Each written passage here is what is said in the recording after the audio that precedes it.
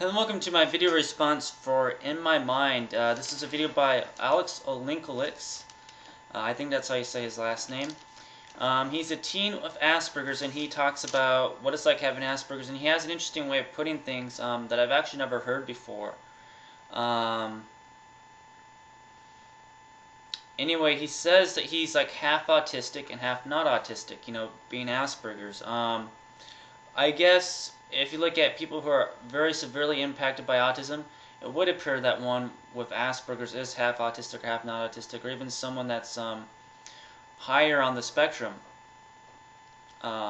is that way. So that's the first time I've ever heard someone describe it that way. I don't know if it's the most politically correct way of putting things, but it's an interesting way of putting things because he's right. Because he can appear like he's not autistic, but yet he has a lot of the autistic tendencies, and that's how it's like for me and many others that are on the higher end of the spectrum or have Asperger's syndrome, which is essentially on the higher end of the spectrum anyway, especially according to the DSM-5, which is coming out next year. Asperger's is going to be in the same category as autism. So, but that's a very interesting way of putting things.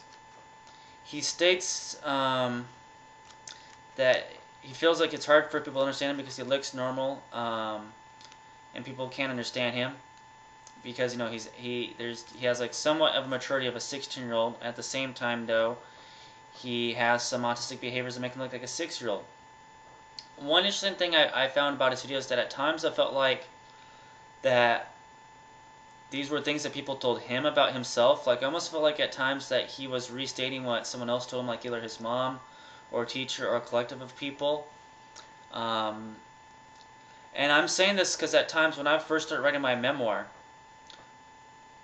I was actually repeating things that my mom was telling about me, and then I went back and started editing, and I'm like, okay, this is actually what my mom says about me. This isn't how I necessarily feel. This is what other people tell me about my autism.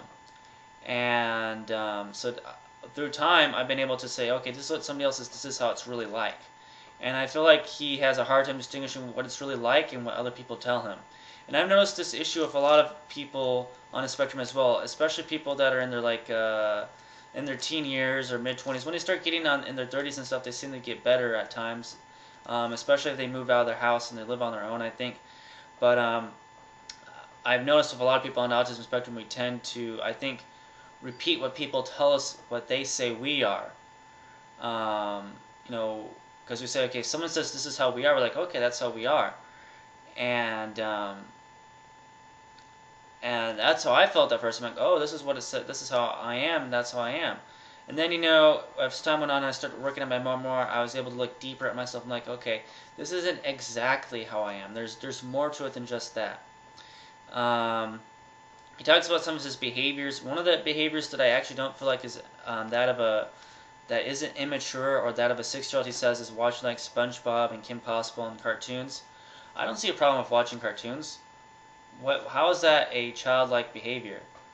That doesn't make any sense. That doesn't.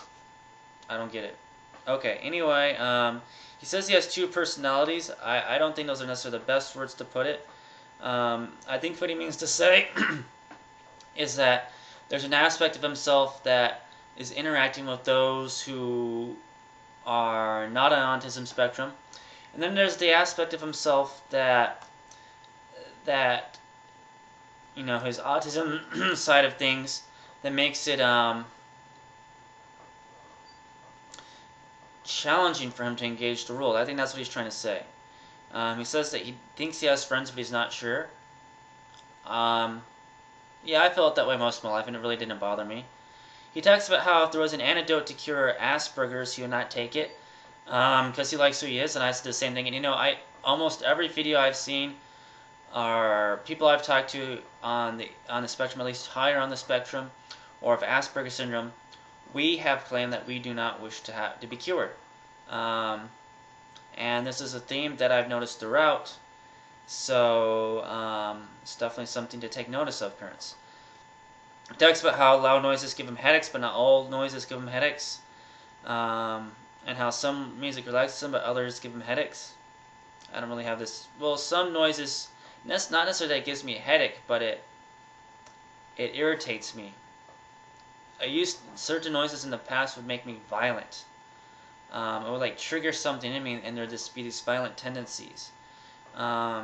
He says he learns better from TV versus a book, and I guess he gets put down for that because people are like, "Oh, you should be able to read," and stuff like that. I think he's much more. He's not a verbal person in terms of his learning style. That's obvious because he's definitely much more visual. If TV's better. He says that he had a similar reading problem to what I did. I try to explain this. I couldn't read till the third grade because his reading problem is the same as I did in the third grade, and that he can't read, but he can read a word. But he can't put sentences together, so he can't understand a sentence. He said it's kind of like after a certain amount of words, like the words just fall off, so he just can't get a complete sentence while reading. And I was the same one in the third grade. Somehow I conquered this because I said, okay, I'm going to learn to read, and that was that, and I made up my mind, and I just learned to read. So we have a similar reading issue going on here, and so it's very interesting. So he says he lives in his own world, but also this world, as in this world being the world that everybody else is in. I think he's saying that I have my autistic side, and it's hard for people to relate to that, and I try to reach out to people, I try to interact with them, but they don't understand me, and so therefore I'm trapped in my own world. I think that's essentially what he's saying there. So that's my take on his video, and thank you for watching. I wish all of you an awesome day of awesomeness. Thank you.